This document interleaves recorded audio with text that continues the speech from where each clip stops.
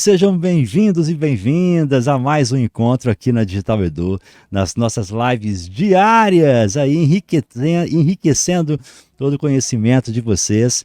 Lembrando que essas lives que nós fazemos diariamente, elas são realizadas na plataforma Digital Edu e a gente transmite em tempo real também para as redes sociais, Facebook, Instagram, LinkedIn, YouTube, ok? Porém, o seguinte, na plataforma você tem direito ao certificado de participação, ok? Então, se você estiver assistindo nas redes sociais, fique tranquila, pode colocar sua pergunta, pode interagir. Vai ser um prazer fazer sua pergunta aqui para o nosso convidado especial de hoje, tá? E se você quiser assistir também com outros benefícios e também ter o certificado de participação deste encontro, você basta escanear o QR Code que está na tela ou digitar no telefone, no computador, digitaledu.com.br. Faz um registro ali gratuito, tá? E acessa a primeira live que você encontrar ali, que é a live de hoje.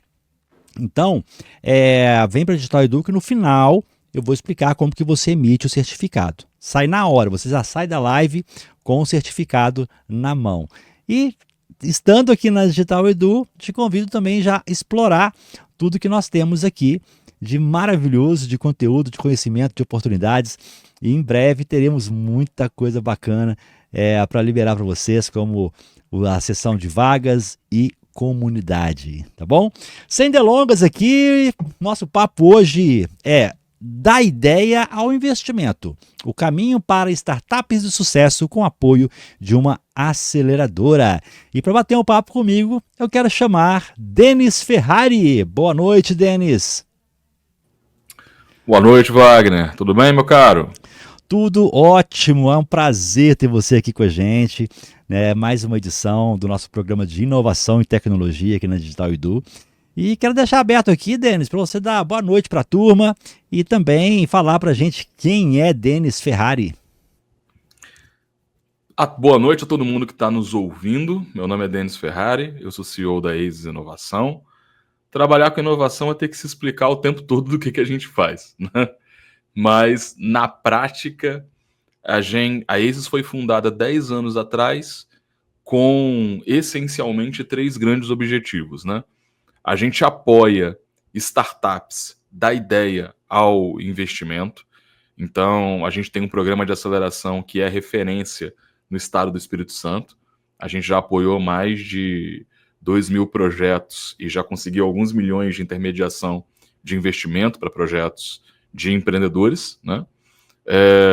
Nós conduzimos programas de inovação corporativa em todos os âmbitos. A gente faz prêmios de inovação internos para grandes empresas, programas de inovação corporativa para médias empresas, trabalhamos com programas sociais de empreendedorismo e até mesmo programas de inovação pública, né? Um programa que a gente conduziu em parceria com a Secretaria de Gestão do Estado do Espírito Santo foi premiado em Brasília. E assim, tem inovador em toda parte. Como diz o Chitãozinho Chororó, o artista vai onde o povo está, né? Então a gente apoia os inovadores, se eles são do mercado privado, público, né? Onde eles estiverem. Não importa, né? A gente nunca sabe de onde vai sair o coelho da cartola, né? Exato.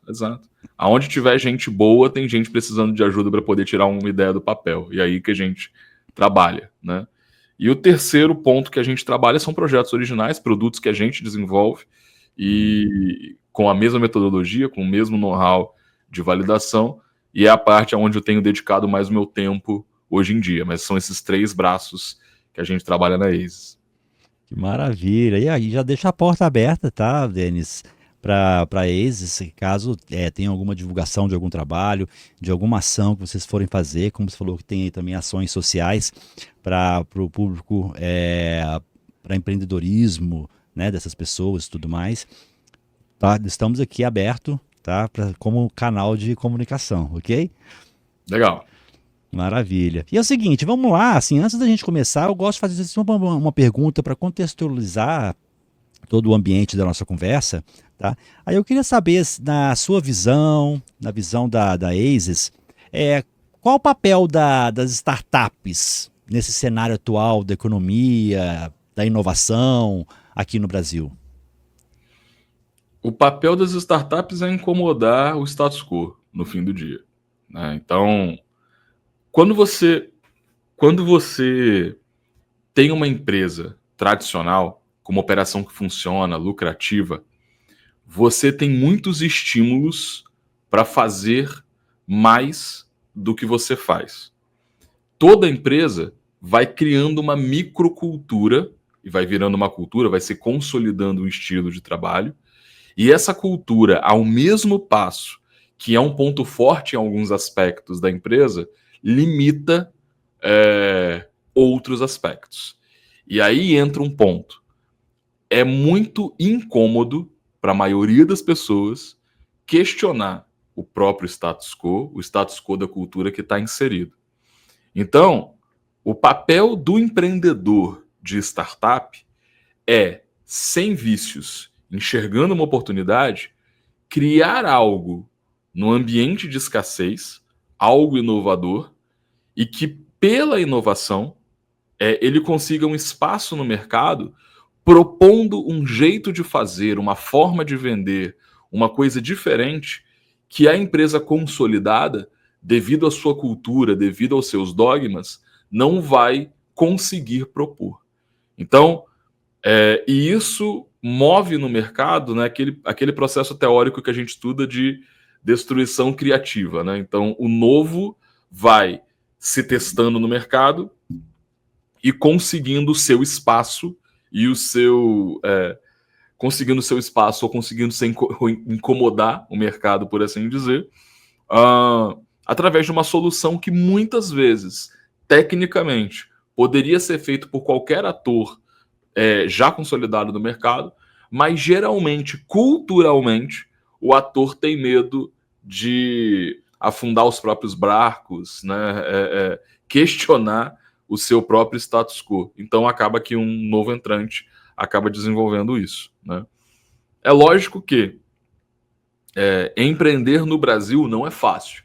Então, assim, teoricamente essa é a resposta, né? Mas, assim, na prática, os empreendedores brasileiros eles têm alguns desafios a mais. É uma luta, e ao mesmo passo que é uma luta de Davi contra Golias, porque geralmente, na maioria dos casos, você tem uma empresa nova com pouco recurso, com um empreendedor com pouca ou nenhuma experiência. Uhum. E quando eu falo escassez de recurso, não é só escassez de recurso monetário, é escassez de recurso de tempo, é escassez de recurso de know-how, é escassez de recurso de braço, né? Porém, contudo, todavia, esse é o maior teste de fogo que o empreendedor pode ter. Todo mundo consegue ser competente com abundância de recursos. Agora o cara de startup no Brasil, ele é obrigado a fazer mais com menos.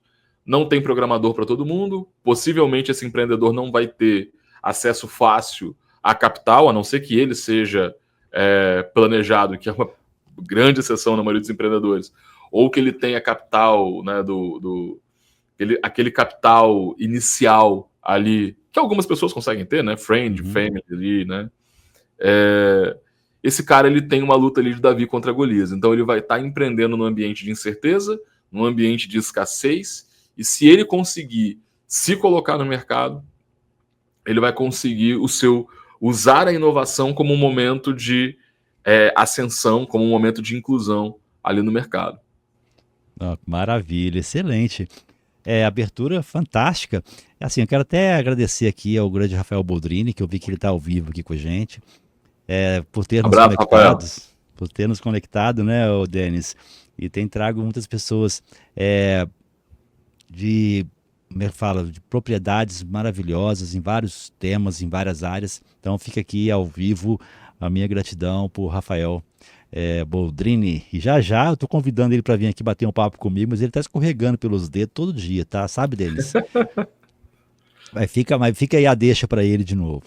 Ô, Denis, aí vamos lá, seguinte, cara, aprofundando um pouquinho mais, muitas pessoas estão começando agora nesse universo da startup, da inovação, tá? Qual que você diria que é o ponto de partida fundamental, tá? Para transformar uma ideia em uma startup promissora. Não de sucesso, porque o sucesso vai ser definido do início ao fim ali, do meio ao fim, né? Depois de começado. Mas para ter um negócio, uma startup promissora. Eu vou resumir muita discussão aqui na palavra venda, tá? E aí eu vou... Para poder aprofundar um pouquinho esse papo, eu vou te dizer o seguinte. Eu sou formado em sistemas de informação, fiz pós-graduação em marketing, e nos últimos 10 anos eu me dediquei a estudar processos de inovação. Então, acompanhei projetos de tudo quanto é que é tipo. A gente costuma dizer, né, eu costumo entender a inovação como uma pirâmide, né, em que o topo dessa pirâmide são os projetos, né? Eu gosto de chamar isso dos 3 P's da inovação. O projeto, ele é o topo da pirâmide porque ele é a parte visível e ele é o resultado de muita coisa. Os outros 2 P's são processos e pessoas. E uma das coisas que me apaixona na área de inovação é porque, apesar de você ter muita discussão sobre projeto, tecnologia, sobre processos, sobre metodologia, no fim do dia é um papo sobre pessoas, né? É sobre pessoas motivadas tentando desenvolver uma solução para resolver o problema de alguma pessoa do mercado. Quando a gente olha, uma das maiores causas-morte de startup, independente de qual lista você coloque, você vai ver que venda geralmente está no top 3.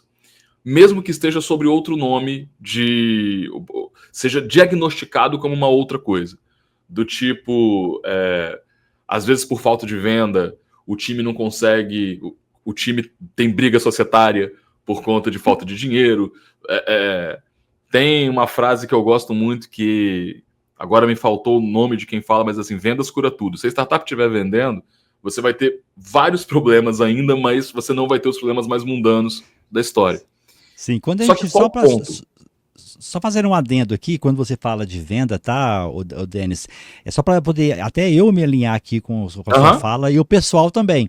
Então, assim, por exemplo, quando a gente fala de vendas, na minha cabeça vem o seguinte: não simplesmente vender o produto em si, mas eu estou dentro de uma empresa como um todo, não simplesmente, não estou falando de uma startup exclusivamente, mas se a gente não consegue vender uma ideia para um possível cliente, se a gente não consegue vender uma ideia para o time internamente, se eu não consigo vender uma ideia para um possível investidor, ou seja, quando fala de venda, da minha visão, é todo o contexto da venda, porque a todo momento, independente de qualquer coisa, até numa reunião, você está vendendo a sua ideia para o seu chefe.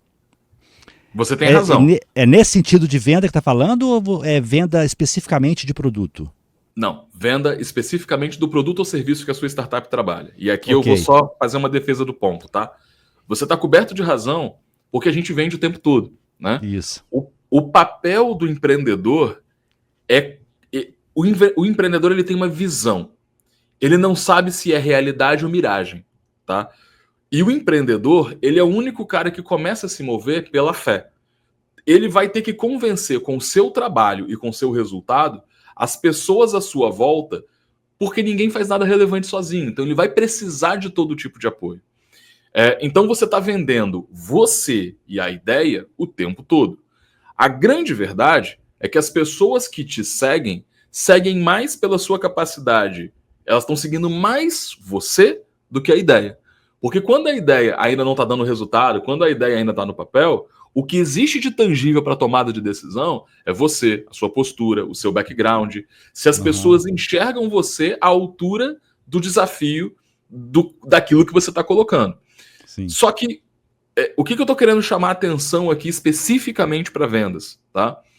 É porque existe uma coisa romântica, e eu, como cara da tecnologia, eu iniciei os trabalhos em inovação e a nossa metodologia sempre previa isso, e hoje é uma coisa muito caso a caso que a gente analisa. Pelo seguinte,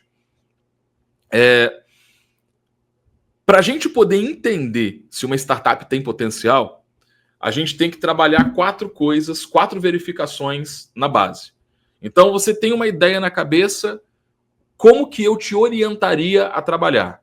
A primeira coisa é fazer uma imersão do problema. Me prova que esse problema é relevante. Me prova, pela perspectiva do teu cliente potencial, de todos os stakeholders, que esse problema é relevante. Depois você tem que me provar se a sua solução de fato funciona. Depois você tem que provar que o cliente paga por essa solução. E depois que você provou que o cliente paga, você tem que operar por um tempo para poder entender os indicadores, que são os KPIs, né, do teu negócio, para você poder ter as informações necessárias para a busca de investimento. Então, são 4 passos que estruturam e validam a ideia. Problema, solução, receita e resultado. Só que qual é a grande questão aqui, Wagner? Validar o problema está na tua mão. Você consegue sozinho ir a campo, levantar toda a informação que você pode sobre o problema. Você consegue fazer isso relativamente a custo baixo. Se você tem uma ideia, você idealizou uma solução. E toda solução, por mais complexa que seja, ou você consegue desenvolver, ou você consegue contratar alguém que desenvolva. No fim do dia, o que eu estou querendo dizer? A não ser que você esteja num nível de inovação muito alto, que a maioria das startups brasileiras não necessariamente está, mas a não ser que você esteja num nível quase acadêmico do desenvolvimento de uma nova tecnologia, a gente está falando de uma solução que ou você consegue realizar um MVP, ou você vai conseguir, com o apoio de profissionais técnicos, desenvolver um MVP. A gestão da operação, você consegue gerir ou trazer um gestor. A venda, meu amigo, ela é, das 4 etapas, a que menos está na tua mão. Porque ela é, na inovação, a única que você depende, de fato, de validação externa para poder acontecer. Para você validar a solução, eu posso entregar a solução na mão do Wagner de maneira gratuita, o Wagner falar isso aqui funciona, resolve o meu problema, mas o Wagner, apesar de estar usando de maneira gratuita, não ter disposição de pagar por aquela solução. E aí entra para mim o grande ponto aqui de baixar o romantismo da inovação. Se você está fazendo algo que é de fato inovador, inclusive, a inovação não necessariamente deixa mais fácil vender, deixa mais difícil. Principalmente se for uma inovação de fato top. Porque quando você está vendendo, quando você é, Wagner, o segundo player de alguém que inovou, é muito mais fácil do que você ser o primeiro player. A gente está acompanhando o lançamento do ChatGPT. Cara, foi um boom. Quantas ferramentas de inteligência artificial você viu depois? Alguém cria onda e outras pessoas surfam. Eu não estou fazendo juízo de valor do que é melhor, certo, ou errado. Não. O que eu estou dizendo é que ser inovador, de fato, dá uma trabalheira danada, principalmente se você for o primeiro ator. Sim. Quando você tem que convencer as pessoas a pagar pela inovação, é que você sabe de fato se aquela solução vai ou não estruturar um negócio. Então, o que me diz no fim do dia, e aqui é importante a gente ter um entendimento, tá? O ecossistema de inovação, ele tem vários atores como eu, investidores, especialistas em inovação, todo mundo com algum grau de viés, achismo, por mais experiência que a pessoa tem, o seu projeto ele fica mais suscetível a achismos e opiniões com quanto menos resultado comercial ele tiver. A voz do cliente, ele é a voz final, independente de que tipo de projeto que a gente está falando. Então, eu posso apresentar um projeto para o Wagner e o Wagner não vê valor nenhum no projeto. Só que se eu chego para o Wagner e falo, Wagner, inclusive aqui eu tenho X clientes que estão pagando todo mês, meu churn é tal, todo mês eu consigo X clientes novos, não interessa o que o Wagner acha do meu projeto, interessa o resultado que eu consigo obter para aquela pessoa, de fato, aí a gente pode discutir persona, processo de venda, mas assim, para aquela pessoa que eu decidi atender. Então, a gente discute muito como técnico, e aí, aonde que a gente evoluiu em termos de metodologia? Se você, de fato, não sabe se você consegue entregar, eu sugiro a você testar a solução primeiro. Porque você não deve prometer no mercado algo que você não sabe se você vai conseguir de fato entregar. Agora, se você tem competência, time, você sabe que vai conseguir entregar aquela promessa, naturalmente, o que você deve remover da sua matriz de risco, da sua matriz de incertezas, é a parte comercial.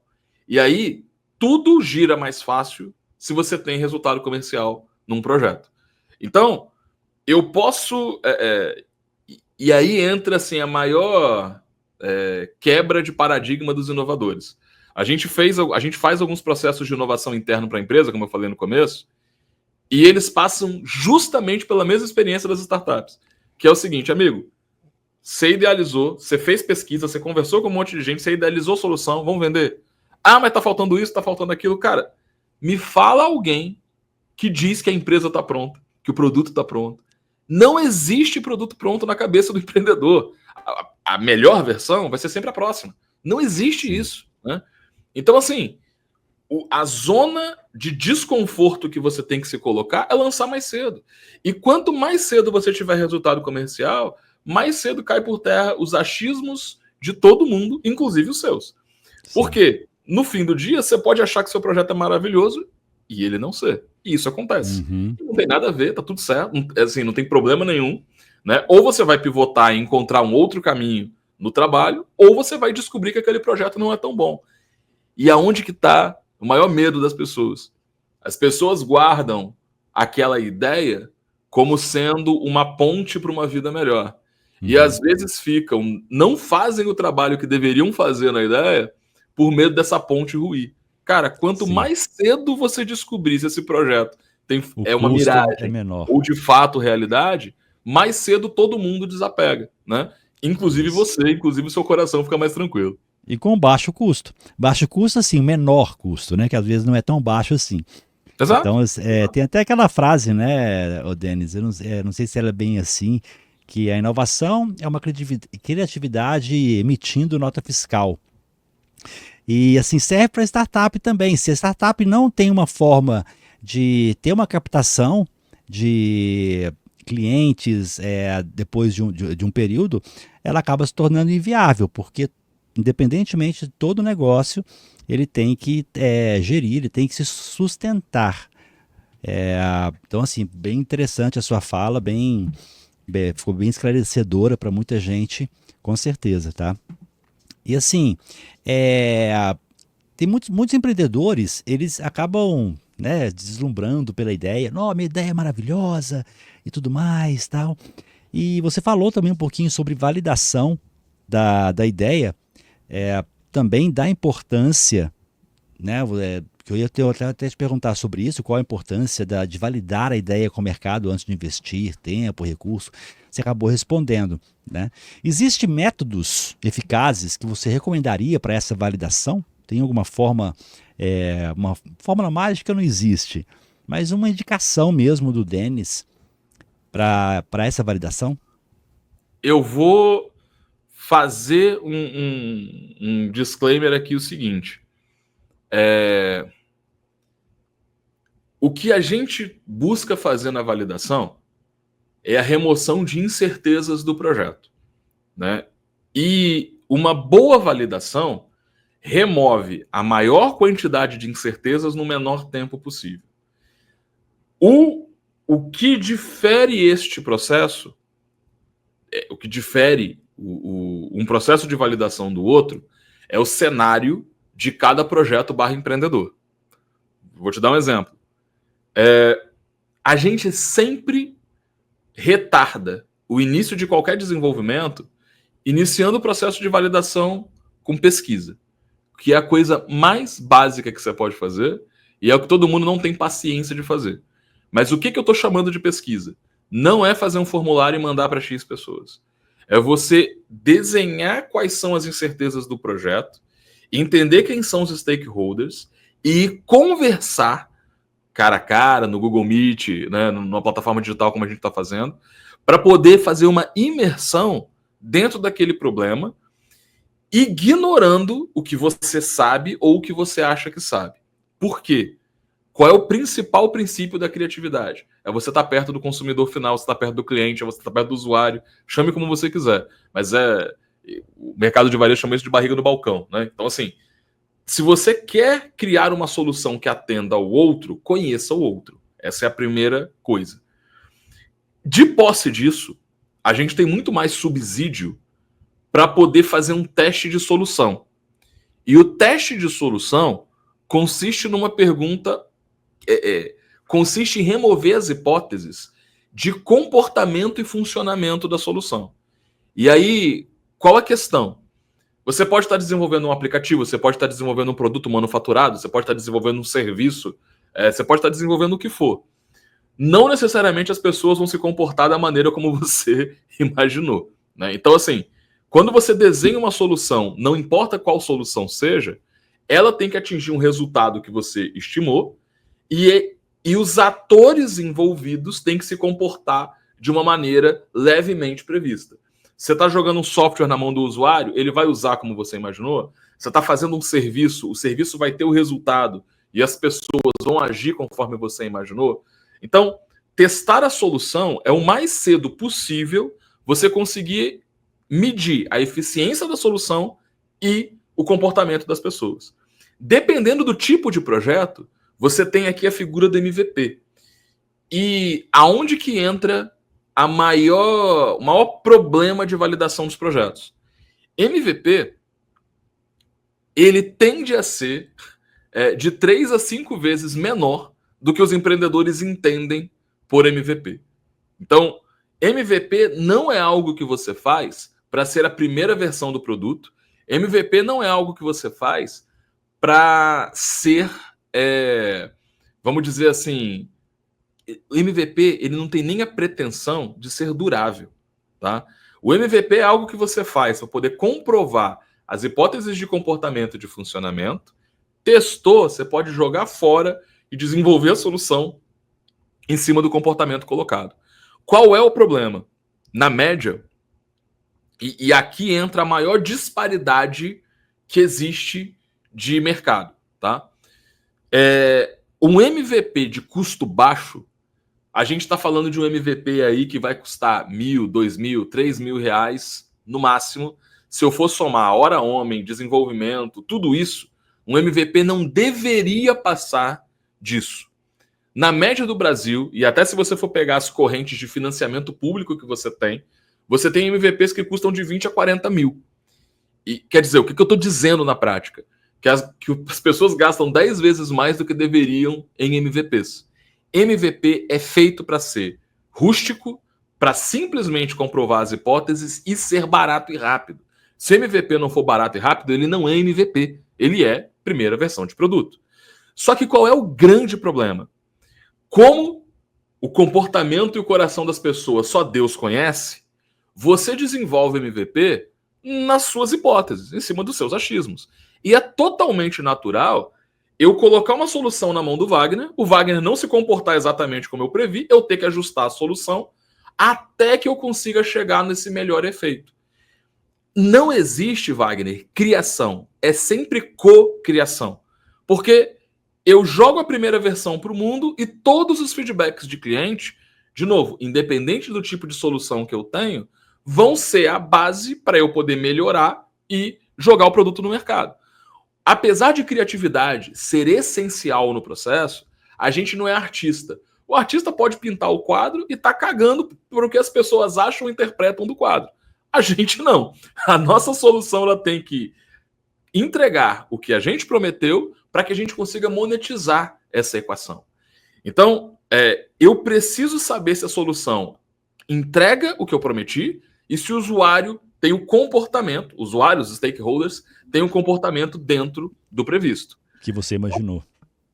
Em cada projeto, Wagner, e aqui entra, como a gente está falando genericamente de projetos, eu tenho que academicamente fazer um discurso mais genérico. Mas assim, você tem um aplicativo, cara, você vai utilizar ferramentas no code, você vai utilizar WordPress, você vai utilizar Google Forms, você vai utilizar qualquer coisa que já esteja pronta, você vai colar as coisas com barbante para poder testar o negócio de acontecer. É manufaturado, mendiga no Senai, no SESI, Cara, faça tudo para você ter o menor orçamento e tempo de desenvolvimento possível para você colocar o negócio no mercado, né?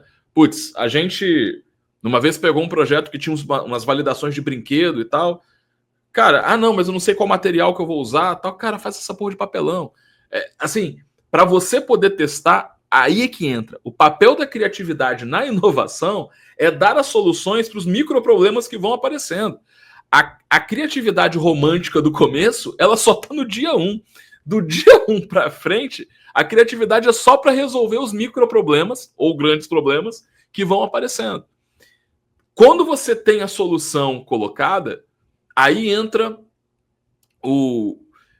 em termos psicológicos, tá? As pessoas acabam atrelando a sua solução. Cara, a gente briga por conta de futebol, a gente briga por conta de política, então as pessoas acabam tendo a solução como uma extensão de si. Cara, não se leva a sério, não leva a versão que você tem agora no negócio a sério, porque ela vai mudar. A única certeza de um projeto é que ele vai sair completamente diferente do que estava no dia 1. Do que foi feito planejado, né?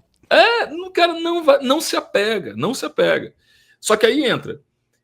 Quando você consegue ver que a solução tecnicamente funciona, você vai para o teste comercial. E o teste comercial é, de fato, você fazer a venda daquela versão. E é lógico, você pode utilizar todo o argumento de venda que você puder. Mas quais são as grandes dificuldades aqui dentro dessa fase? E repara, quanto tempo que demora um processo de validação? Cara, aqui falando do processo que a gente segue na ASIS, a validação de um problema, ela pode durar de 15 a 30 dias. Ela dura geralmente até 2 sprints, dependendo da complexidade e do tipo de projeto, tá? A maior parte dos projetos, assim, conseguiria fazer a imersão dos problemas em 15 dias, geralmente.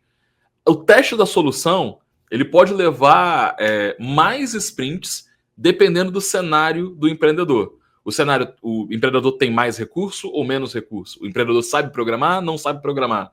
O empreendedor tem acesso aos recursos de manufatura que ele vai precisar ou não tem? Aí é caso a caso, né? Mas, em média, a gente está falando aí de 1 até 6 sprints, dependendo do cenário, para fazer uma validação de solução. Só que, repara, quanto menos sprints o empreendedor conseguir usar para validar, mais cedo ele vai descobrir se ele tem potencial ou se ele tem uma bomba na mão. E por que eu estou falando em sprints? A cada sprint você vai decidir se seu projeto continua ou não, de acordo com as informações que você tocou, que você trouxe dos testes que você fez. A gente trouxe o Scrum para dentro do processo de inovação para a gente ter um momento racional de decisão. Porque entra aquela coisa, você tem muitas hipóteses, você tem muitas incertezas, você começa a adquirir informação, então você tem uma curva de aprendizado, essas coisas vão caindo, só que aprender não é confirmar o que você achava, é aprender. Então, às vezes você vai aprender que o caminho é outro, que aquela solução não tem, né? Então, assim, tem sempre um exemplo que eu gosto de dar, que a gente atendeu um empreendedor há muito tempo atrás, que eles tinham desenvolvido uma rede social para exercícios físicos. E qual era a premissa base deles? E aqui é importante colocar, ele já tinha chegado com a solução praticamente pronta, desenvolvida. Qual era a base deles? Denis, as pessoas não fazem exercício por falta de companhia. A nossa rede social serve para o Wagner encontrar a pessoa com qual ele vai ser o parceiro de exercício dele, vai ser o colega de exercício. Eu falei, cara, você está partindo de uma premissa, e aí entra aquela questão assim, beleza, baseado em quê? De novo, o empreendedor tem uma visão que ele não sabe se é realidade ou miragem. Por que eu falo para você fazer imersão no problema com primeira ação? Esse empreendedor conversou com 110, 112 pessoas, eu não vou lembrar exatamente porque já faz muitos anos. 70% das pessoas falaram que não faziam exercício por falta de tempo ou vergonha na cara. O termo vergonha na cara eu não estou inventando. A galera falava, eu não faço exercício por falta de vergonha na cara. Menos de 10% falou que era por falta de companhia. E aí entra, se você fosse investidor, olhando esses dados, você ia querer uma solução que resolva a falta de tempo ou uma que resolva a falta de companhia? Você não precisa desenvolver a solução para aumentar o seu nível de informação e conhecimento. O objetivo da validação é aprender a aumentar o conhecimento e remover as incertezas. E aí, dependendo do tipo de incerteza que a gente está falando, você tem um tipo de ação. Quando você chega na venda, a incerteza, que são as incertezas comerciais, quer dizer, cara, o Wagner paga por isso? Eu costumo dizer uma coisa que é, cara, para eu saber se uma piada é engraçada, o único jeito na prática é eu contar e ver se o Wagner ri. Para eu saber se o Wagner paga, o único jeito é eu tentar vender e ver se o Wagner, de fato, de todos os boletos que o Wagner tem para pagar, de todas as coisas, ele vai priorizar pagar por essa solução. Sim. Se eu não consigo isso, o meu projeto não para de pé. No mínimo, essas 3 coisas são o tripé. O quarto, que é o resultado, é você entregar sistematicamente isso. Ou seja, pode ser que, dependendo do volume de validação, putz, eu achei o Wagner pagou minha solução, achei mais meia dúzia de maluco que pagaram a minha solução, mas não consigo vender mais para ninguém. Amigo, talvez você tenha esbarrado num falso positivo no seu teste, né? Não é só fazer, é fazer sistematicamente. Então, a gente aqui na ASIS trabalha com esses 4 pilares: problema, solução, receita e resultado. E a gente tenta só ir para o próximo pilar quando a gente está satisfeito com relação às informações e hipóteses que a gente confirmou no pilar. Então, e aí o que eu estava te falando? Dependendo do cenário do projeto, as maiores incertezas ou vão estar em solução ou vão estar na fonte de receita. E aí você pode inverter essa lógica que eu estou colocando aqui e até entrar um ponto assim, né? Tem um livro que eu gosto muito que chama Meta, que explica... Elior Goldratt. Isso. Né, que ele fala da teoria das restrições ali, né? Sim, sim. E aí a gente tem um conceito que é contra-intuitivo, né? A gente não faz para vender, a gente vende para fazer. Então, se você consegue entender esse cenário, a inovação fica sendo um processo muito mais racional. Porque no fim do dia você sempre pode desenvolver. Se você tiver dinheiro, é muito difícil você não conseguir desenvolver alguma coisa. Agora, você só vai ter dinheiro, de fato, se você estiver vendendo, né? Então, daí que entra esse processo. Cara, interessante essa colocação. Inclusive, o livro A Meta, eu gosto de falar isso, eu tive na... Elior Goldratt morreu, não lembro, foi 2012, alguma coisa assim, 2011. Eu tive em São Paulo, em Curitiba, na última aparição dele, ele teve no Brasil, fazendo um evento do TOC, né? Theory of Constraints, né? Que é da teoria das restrições, falando de vários aspectos que tem nessa ideia dele. Ele é um louco, mas um louco fantástico, o cara é fera. Assim, faleceu, mas fica a dica aí, interessante. O livro é um livro simplesinho de ler, gente, muito bacana de ler, muito fácil. Agora, tem ele também, que é A Meta na Prática, que é um outro livro que ele ensina ali o processo, mas numa linha de produção, tá? Sim. É mais focado para... Sou engenheiro de produção, então sim, é mais focado ali para processo de produção. Mas assim, vamos lá, Denis. Falamos muito bem aqui da validação, da ideia. Então, você trouxe muitos... Eu tive muitos insights aqui. Pode ter certeza que eu vou amolar o Rafael Boldrini, que está no chat aqui já. Falando que o Denis é fera demais. Grato por ter aceito nosso convite. Vamos juntos. Maravilha, Rafael. Ó, com as ideias que eu tive aqui, cara, eu vou te amolar demais aí. Pode me esperar. Aí, assim, após a validação, como uma startup deve proceder? Tá? Para ela construir realmente ali o seu modelo de negócio e que ele não seja simplesmente inovador, mas também seja sustentável. Existe algum elemento que não pode ficar de fora disto? Geração de caixa, no fim do dia. Tá? Existe um mercado, Wagner, antes e depois da pandemia. Tá? Aí, assim, sem se aprofundar muito, o que é importante da gente ter clareza? O mercado de capital, principalmente o brasileiro, ele tem aversão a risco. Ele tem uma aversão a risco muito grande. Então, quando você vê lá em filmes americanos o cara chegando com PPT e captando $1 milhão, esquece essa porra aqui no Brasil. Isso não acontece, tá? A gente já tem que estar emitindo nota fiscal para captar a mesma coisa que a galera capta lá no PPT. Aqui, a gente tem um mercado muito mais conservador do que em economias de primeiro mundo. O mundo é tão maluco que eu não sei nem se os Estados Unidos vão continuar sendo uma economia de primeiro mundo depois de tudo que está acontecendo. Mas, nas economias mais modernas, mais pujantes, você tem o estímulo para o investidor fazer o seu dinheiro girar. Então, você coloca os estímulos para que o investidor não deixe o seu dinheiro parado. No Brasil, além desse movimento muito conservador, você tem uma concorrência muito alta.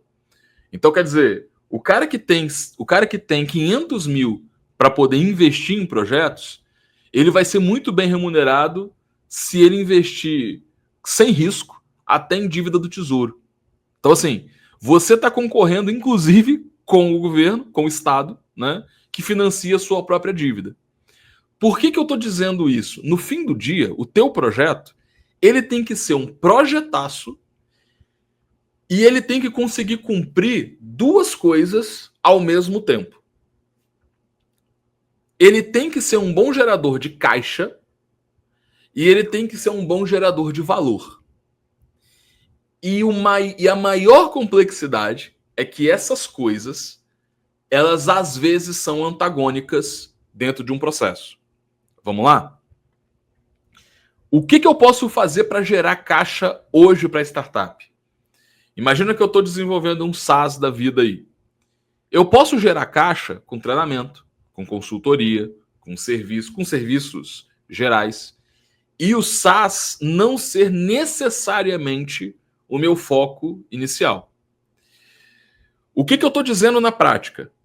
Quanto mais o seu SaaS girar e entregar valor, e você tiver retenção de usuários e captação de usuários, maior vai ser o seu valuation. Mas não necessariamente o crescimento do seu SaaS vai gerar um caixa consistente que viabilize a operação. Principalmente...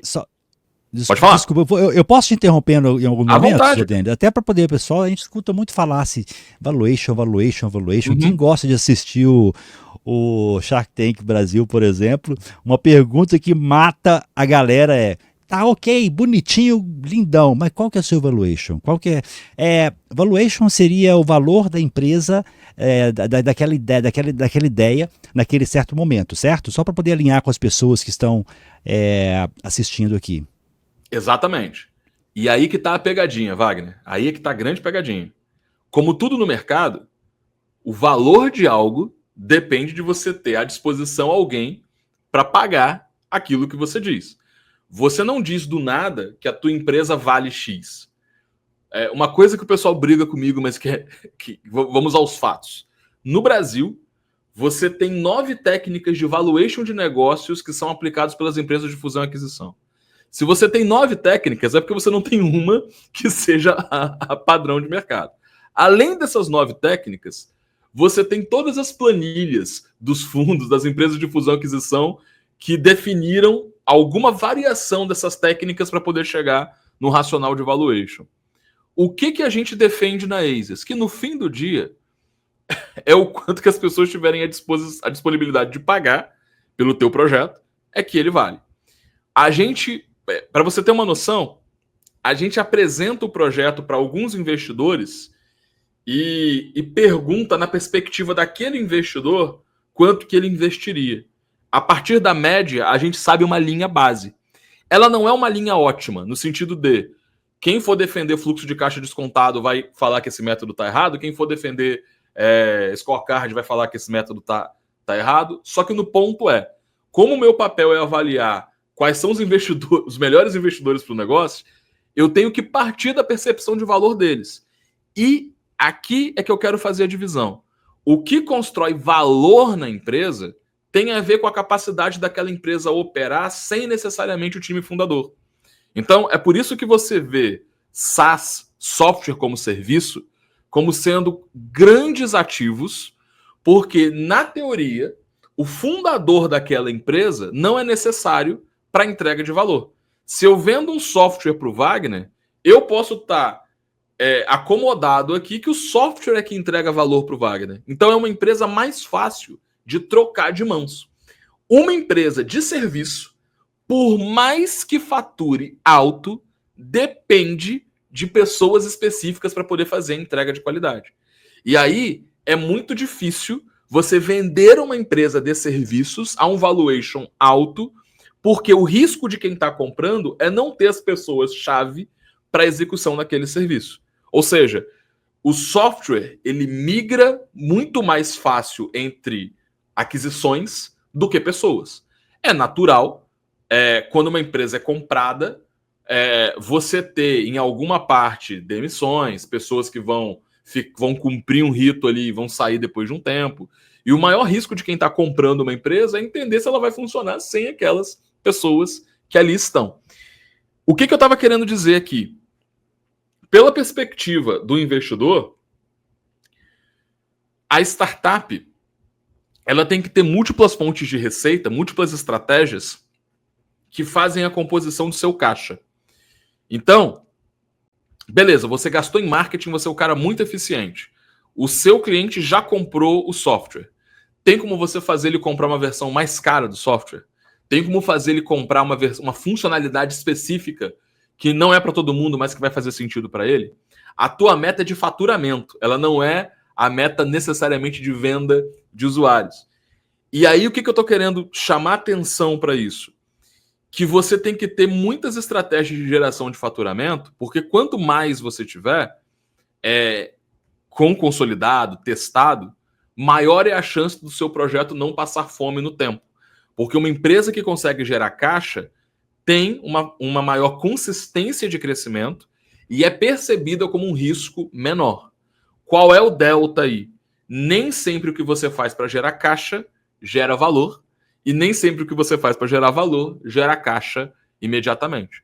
Por isso que você vê as empresas que crescem com base em investimento, cara, elas estão no negativo, estão adquirindo usuário, porque elas entendem que lá na frente elas vão vender a empresa para uma empresa maior, elas não têm uma tese de saída, mas que todo aquele investimento foi queimado para um crescimento acelerado.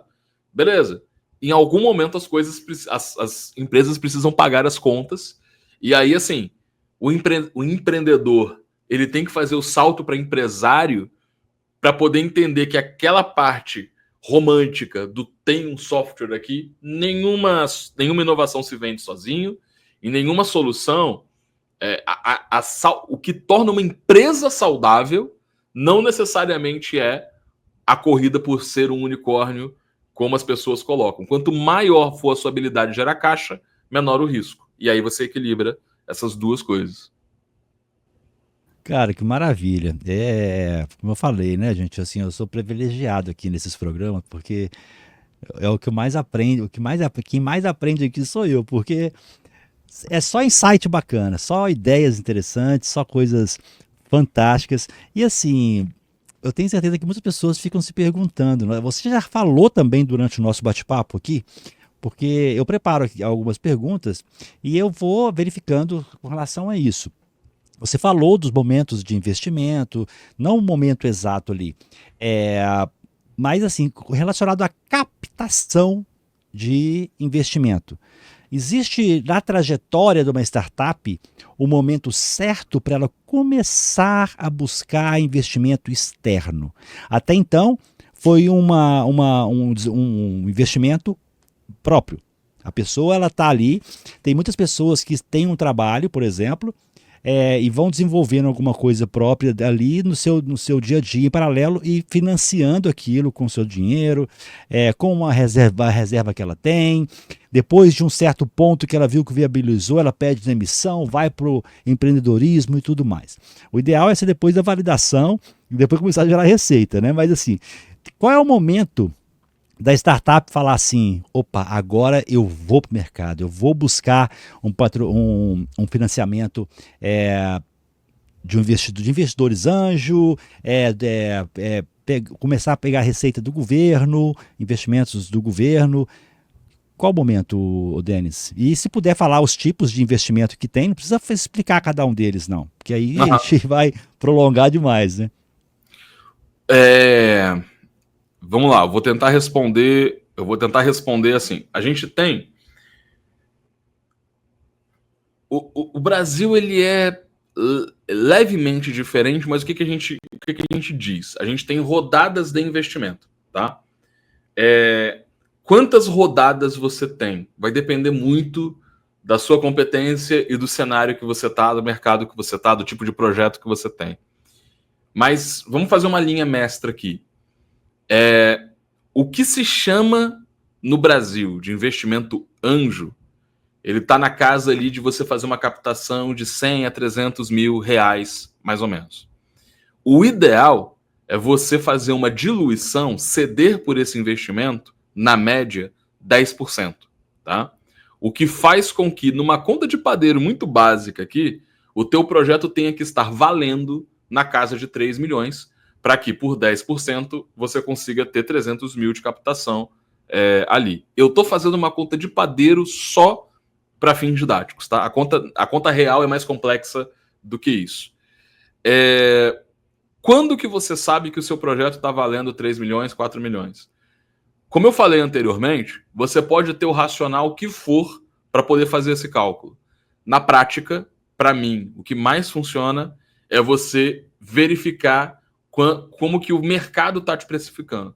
Então, eu falo com o investidor 1, falo com o investidor 2, falo com o investidor 3, eles vão conseguir te dar uma perspectiva individual do quanto que você vale.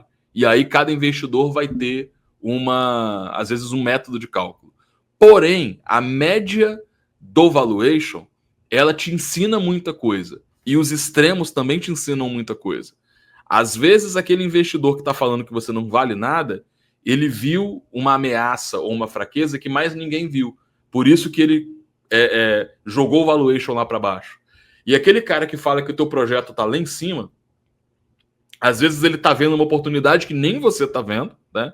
Ou ele simplesmente fez o cálculo errado também. Mas assim, no geral, você vai conseguir chegar numa média e, estudando os extremos, avaliar como é que o mercado está te percebendo. Quando que você deveria buscar investimento? Você deveria buscar relacionamento de 3 a 6 meses antes de você, de fato, precisar de um investimento. O melhor momento para você buscar investimento é quando você não precisa dele. E quem mais consegue investimento é quem não precisa do investimento. Tá? Por quê? Se você tem a capacidade de geração de caixa, é normal que organicamente você consiga, reinvestindo dinheiro, crescer. Você não vai conseguir crescer de maneira rápida dessa maneira, mas você vai conseguir. O dinheiro do investimento serve para achatar essa curva de crescimento, viabilizar recurso no tempo para que você cresça mais rápido. Né? Então, uma boa primeira captação é uma captação que você vai fazer uma diluição de aproximadamente 10%, um pouco menos, um pouco mais, ali para poder fazer uma captação. Aí a gente já viu captações de todo tipo, Wagner, porque depende muito desse trato de mercado, de tempo, de tudo. O que a gente não recomenda é nunca fazer uma captação com valuation na casa de 1 milhão a 1,5 milhão, porque sua diluição, você vai captar muito pouco por uma diluição de teto. Então, o que você tem que fazer? Ouvir os feedbacks que o mercado está te dando, melhorar o projeto e deixar para captar mais tarde, quando seu valuation estiver maior, quando as pessoas toparem fazer um investimento maior em você. Entendi. E aí, quais são os tipos de investimento que a gente trabalha? O primeiro investimento, que eu até citei aqui um valor de referência, que ficaria na casa até de 40 mil reais, é o que a gente chama ali de Friends, Families e Fools, né? Que é, cara, a primeira entourage ali, a primeira galera que acredita no projeto, investe tempo, investe grana, e é o seu bootstrap, tá? Verdade seja digna, verdade seja dita, a maioria dos empreendedores não tem 40 pau para poder botar no projeto, tá? Então, assim, a infinita maioria dos empreendedores brasileiros empreende por necessidade, não tem planejamento financeiro e vão ter que construir os recursos enquanto o projeto está andando, né? Então, daí ainda mais a necessidade comercial de geração de caixa para o negócio virar. Mas você começa com capital próprio, você geralmente faz uma rodada anjo para estruturação do negócio. E aí, qual seria o objetivo do anjo? Você sair do MVP, ir para a primeira versão e conseguir consolidar o teu faturamento, tendo não só clientes que pagam a conta, mas também cases relevantes de mercado. Então, não é só vender para qualquer empresa, mas é vender para empresas que chancelem a sua solução no mercado. Dessa fase para frente, a gente tem uma segunda rodada que, na prática, a gente está falando de uma rodada seed. A rodada seed, ela tende a ser de 5 a 10 vezes maior do que a rodada anjo. É normal uma pessoa que captou 200 a 300 mil captar de 1 a 3 milhões numa rodada seed. Só que a rodada seed, ela tem um propósito específico. Você já sabe entregar, você precisa de dinheiro para crescer. E aí, o que o seed... Qual é o pré-requisito para você captar para o seed? É você já ter o conhecimento da sua máquina de vendas. O MVP, a primeira rodada, você ainda não tem a sua tese. Você pode estar no break-even, você pode estar crescendo, mas é normal que na primeira rodada você não tenha a sua tese de crescimento bem consolidada. Você não consegue saber ainda os indicadores da máquina de vendas. Então, putz, qual é meu CAC, qual é meu LTV, qual é meu... Você não tem nem track record para conseguir ter essas informações. Quando você capta o dinheiro da máquina de vendas, que é esse dinheiro do seed, esse dinheiro ele geralmente vem para que você consiga trabalhar muito a parte comercial.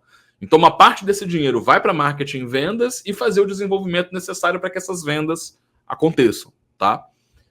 No Brasil tem um desvio que eu chamo golpe do pré-seed, tá? Porque tem um aspecto aqui que é importante de você entender. Por que o investidor anjo ele é chamado de anjo? Porque ele é o primeiro ator externo que está comprando o seu risco. Ele é o cara que está te comprando na planta.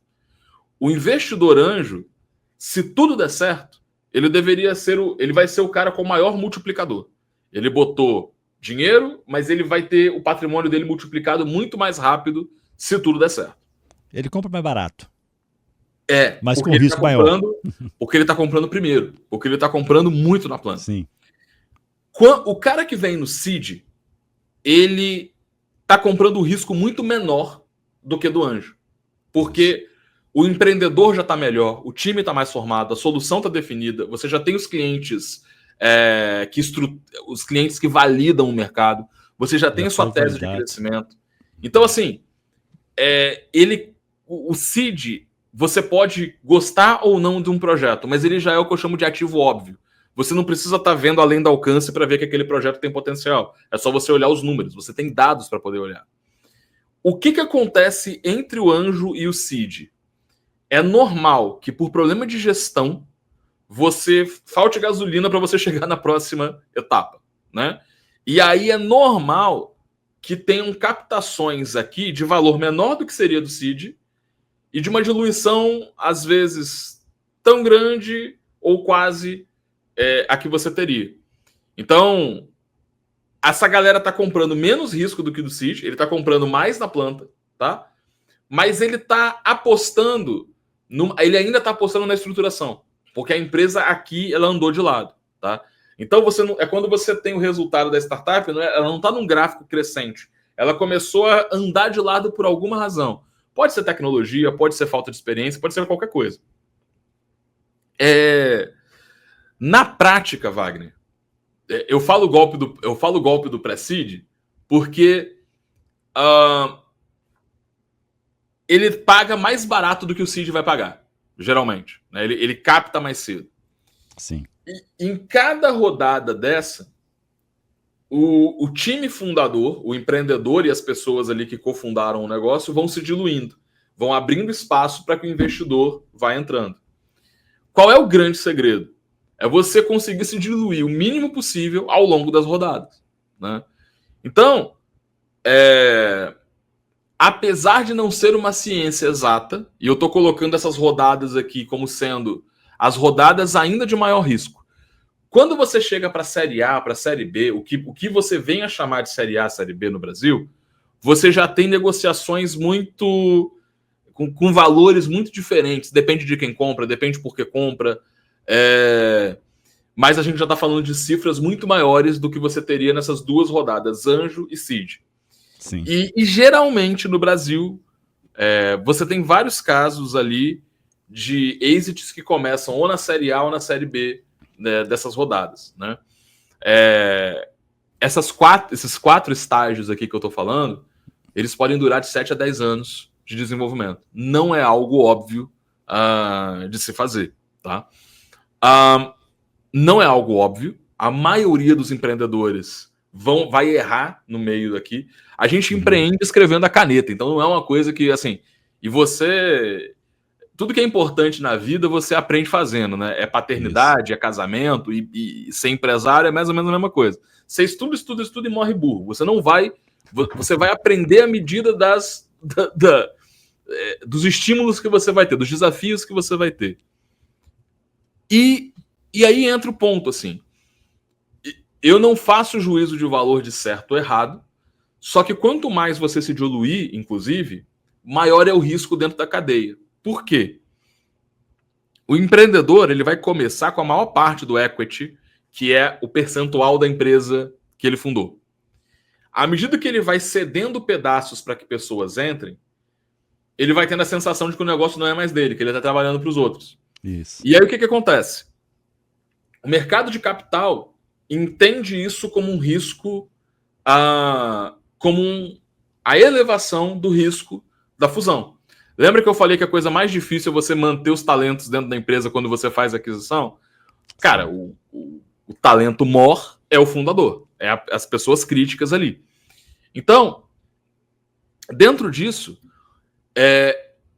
o grande desafio dos empreendedores é que às vezes eles sabem que o negócio que eles estão fazendo hoje está errado na próxima rodada. Exemplo, se você fecha um investimento anjo, e isso já aconteceu, cara, eu sou seu investidor anjo, mas eu quero entrar, eu vou me comportar como seu sócio, me dá 50% do negócio. Você pode até achar que é um negocião.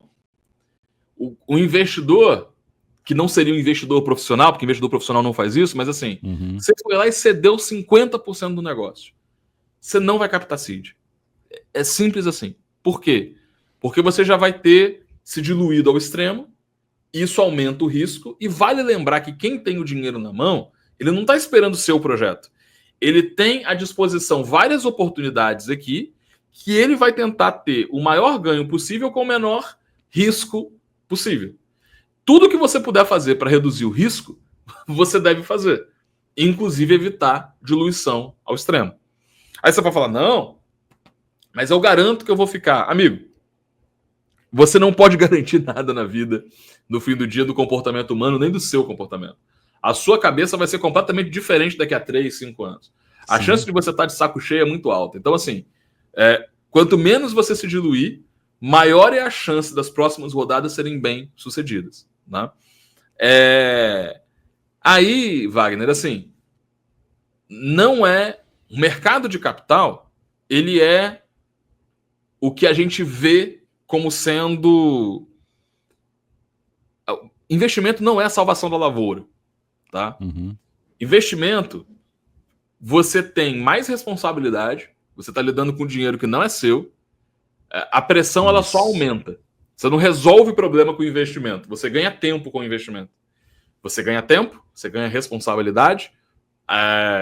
Se você escolher o investidor certo, você vai ganhar ou um conselheiro ou um puta de um problema. Vai por mim.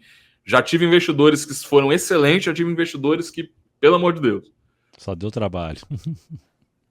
Quando uma alternativa é você buscar 2 tipos de capital. É você buscar capital privado de empresas. Pode ser uma alternativa. E também de você buscar fundos de fomento. Tá? Entidades de fomento da sociedade. Incentivos, né? Então, assim, apesar de eu não gostar do termo ali de capital a fundo perdido, né? Mas você tem vários programas de incentivo que podem substituir uma rodada de investimento sem você fazer diluição. Como esse dinheiro tem critério, e geralmente esses incentivos são para viabilizar o desenvolvimento econômico da cidade, do país, você vai passar num crivo. Tá? E esse crivo, você pode questionar o que quiser, mas geralmente esses editais eles vêm com todas as regras, com todos os recursos, e aí para você poder acessar. É um dinheiro muito importante das pessoas tentarem acessar. É um dinheiro muito importante e assim... Denis, mas é muito burocrático. Amigo, você sabe o que é ter investidor? Você sabe o que é ter sócio? Tipo assim, qual problema você quer ter?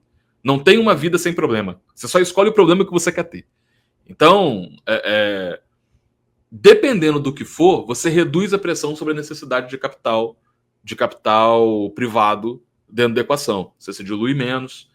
Você vai, naturalmente, quem pega dinheiro de edital vai ter que investir em gestão, em compliance, em organização das contas. Então, assim, é um dinheiro que faz muito sentido ser olhado com carinho dentro da matriz econômica do projeto, como uma estratégia de captação. Bacana. Excelente. Inclusive, quem está assistindo aqui, quem está assistindo a gravação também, aqui na Digital Edu tem alguns vídeos aqui dentro da seção de inovação. Quando a pessoa loga, tem lá gravações, vai lá inovação e tecnologia, tem um bate-papo com a Nai Correia, falando de ROI da inovação, como o uso do fomento pode criar um ciclo de resultados inovadores. Tem também um vídeo chamado Inovação Interna, fala de intraempreendedorismo, mas assim, não tem ligado muito a parte de investimentos. E tem também o Cássio Espina falando para a gente da Corporate Venture Capital, né, como transformar e exponencializar a sua empresa, fazendo investimentos e vários outros conteúdos ali, tá, gente? Vale a pena. Cássio Espina é mestre, é fera. Ele é top.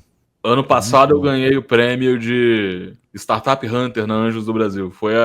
Que bacana. Apresentei o Espírito Santo para os paulistas, né? Porque a gente apresentou o maior número de startups capixabas maior número de startups recomendadas, né, pela gente, e foi o maior volume de startups capixabas recomendadas ali para Anjos. O Cássio faz um trabalho muito bacana ali na Anjos. Foi um bate-papo bem interessante com ele aqui também. Inclusive, Denis, até falei com o Rafael Boldrini, eu estou abrindo um espaço aqui na Digital Edu. Eu vou fazer nos próximos dias um remanejamento dos horários, devido a algumas visões que eu tive aqui. E vamos abrir um espaço aqui interno para as startups virem fazer pitches, virem fazer. Vamos convidar também investidores, pessoas de mercado, porque tem que ter um público diverso, não é só investimento, mas sim usuários também, dependendo da startup. Então nós vamos abrir um espaço aqui para isso, tá? Até vamos falar para vocês depois, para dar essa liberdade para vocês, tá? Assim, nós passamos do nosso horário um pouquinho, mas eu queria te pedir permissão de fazer a pergunta do Carlos, que colocou aqui no chat, pode ser? À vontade. Ele perguntou o seguinte, tem como excelente bate-papo, tem que fazer mais como este, Wagner, pode deixar que vamos trazer mais ainda. Denis, ok, gostei da sua abordagem de forma direta. De forma direta, cite as etapas de uma startup. Não precisa explicar cada um, só para fazer um mapa mental, um mapa aqui. A gente tem na ASIS o fluxo da inovação. E ela é o mantra de toda a gestão de inovação que a gente faz, ela define as fases de um projeto inovador como uma startup. A primeira fase, a fase mais importante, é a fase da detecção da oportunidade. Tá? A inovação começa quando você esbarra com um problema, não quando você cria a solução. E um projeto, ele é tão relevante quanto o problema que ele resolve. Se muito do que a gente está falando aqui, por exemplo, de sucesso comercial, tem a ver com a relevância que as pessoas têm referente ao problema, não a solução que você está vendendo necessariamente. A pessoa paga para não ter o problema, não para ter a solução.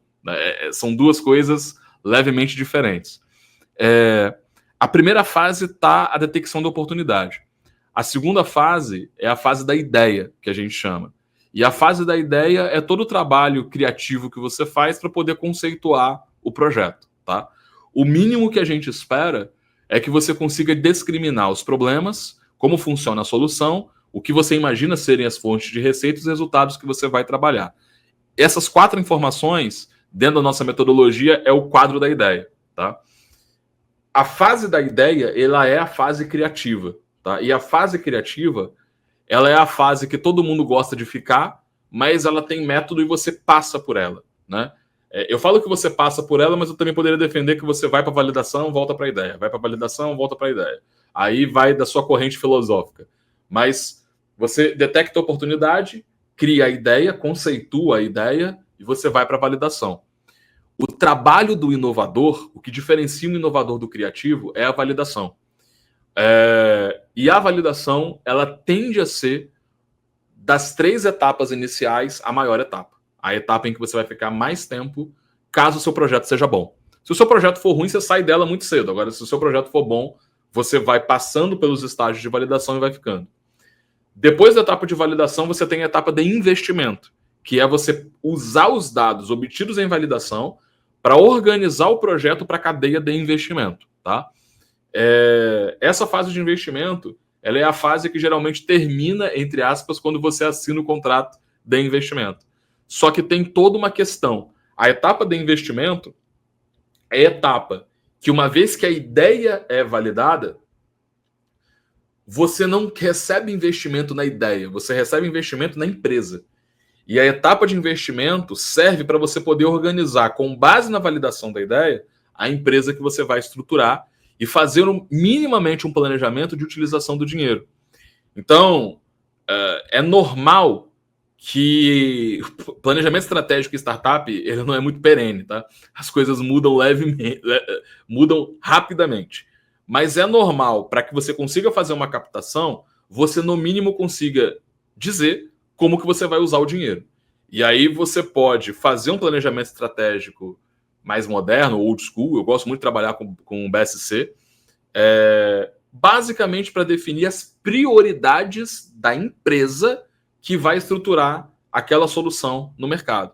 Então você vai dizer qual é o mercado que você vai acessar e como, você vai dizer quais são as tecnologias e processos que você vai desenvolver, quem são as pessoas que você vai ter que trazer e por quê. Então você organiza toda essa cadeia.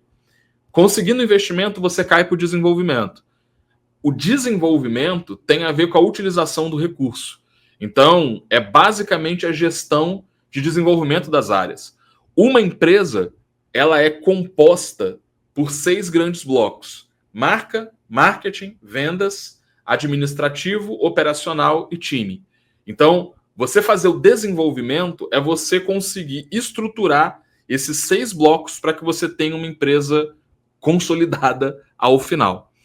E a última etapa é a mensuração de resultados, em que você começa a medir efetivamente o ROI daquele investimento feito na tese validada. Então, com esses 6 blocos, eu consigo gerenciar a inovação, mas entender a prioridade de cada momento do projeto.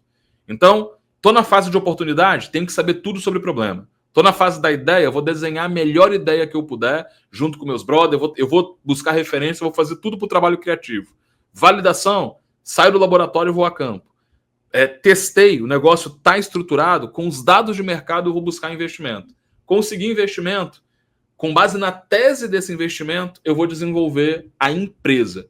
E o desenvolvimento converte a ideia num negócio. Tendo desenvolvido um negócio, mensura os resultados, os indicadores principais desse negócio. Então, você tem essas 6 fases que você pode utilizar tanto para o desenvolvimento de um negócio, quanto para uma melhoria interna de empresa. É justamente esse mesmo fluxo.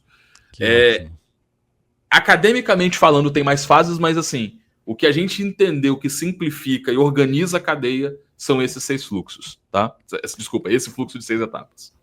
Maravilha. Aí entrando um pouquinho na ACES, para a gente finalizar aqui, para falar um pouquinho sobre a empresa, como que as pessoas podem entrar em contato, qual a relevância também de mentorias, networks, vocês fazem esse desenvolvimento com possíveis inovadores do mercado.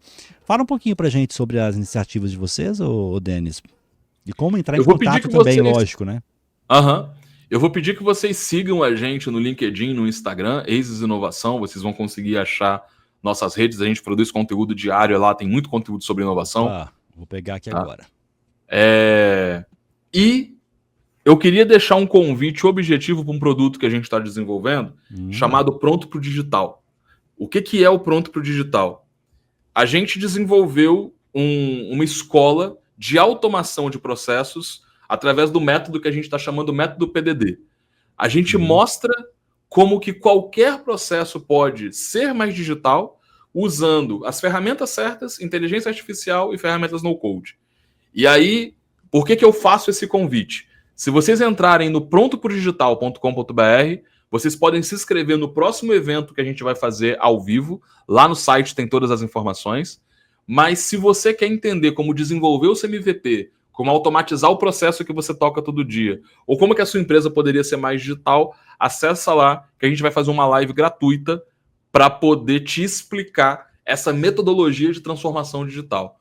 Essa é um conhecimento, Wagner, que a gente está tirando da nossa cadeia de desenvolvimento de produto para falar, porque, infelizmente, a gente tem um alto nível de analfabetismo digital. Então, a gente conseguiu achar uma dinâmica, uma metodologia simples, mas também uma didática muito simples para explicar esse mundo de ferramenta, inteligência artificial e no-code numa coisa só. Então, eu mostro como pegar qualquer processo analógico e transformar ele digital com essas 3 estratégias.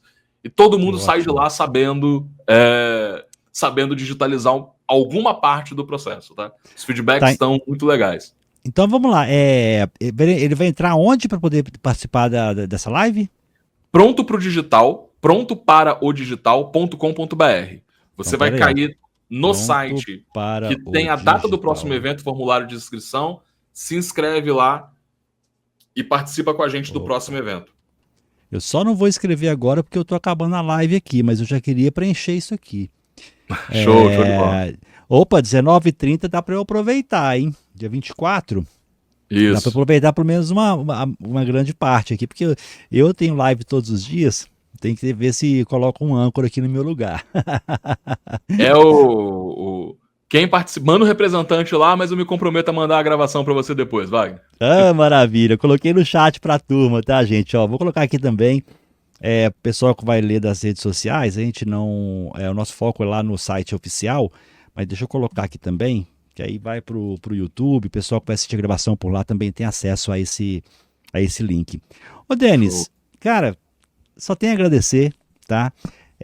Gratidão por estar conosco aqui, como eu falei no início, está aberto totalmente para vocês trazerem ideias, divulgar algum conteúdo de vocês também, uma iniciativa, uma startup que vocês estejam acelerando. Se quiser fazer um trabalho com a gente aqui, vir fazer uma palestra ou um pitch nesse espaço que nós estamos criando, a porta está totalmente aberta, tá? Fica tranquilo, pode falar comigo ou falar lá com o Rafael Boldrini, que ele também intermedia isso com a gente, tá?